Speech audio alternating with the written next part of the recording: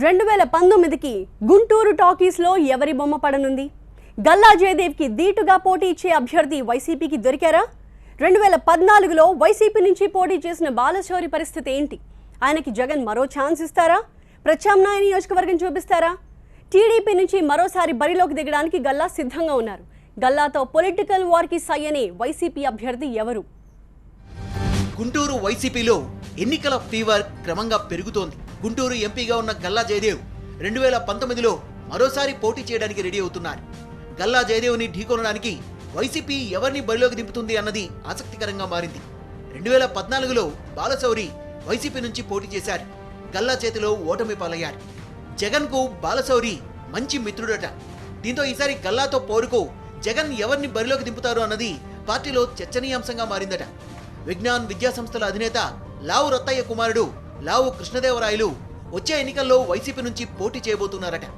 ఇప్పటికే గుంటూరు పార్లమెంట్ నియోజకవర్గంలో కృష్ణదేవరాయలు చురుగ్గా పర్యటనలు చేస్తున్నారు. లావు రత్తయ్య టీడీపీలోకి రావాలని గతంలో చాలా మంది సూచించినా ఆయన స్పందించలేదట. ఇప్పుడు ఆయన కుమారుడు వైసీపీ కండువా వేసేసుకున్నారు.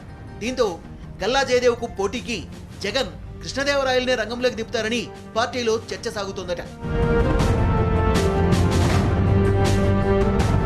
గుంటూరు పార్లమెంట్ స్థానం కాంగ్రెస్ కు కంచుకోట. టీడీపీ ఏర్పడిన తర్వాత కేవలం 3 సార్లు మాత్రమే అక్కడ విజయం సాధించింది. ఇప్పుడు కాంగ్రెస్ ఏపీలో కోమా స్థితిలో ఉంది. దీంతో వార్ టీడీపీ వర్సెస్ వైసీపీగానే సాగునుంది. 2014లో గల్లా జయదేవ్ గుంటూరు నుంచి పోటీకి సై అన్న వేళ రాజకీయాల్లో ఎంతవరకు రాణించగలరన్న అనుమానాలు వ్యక్తమయ్యాయి.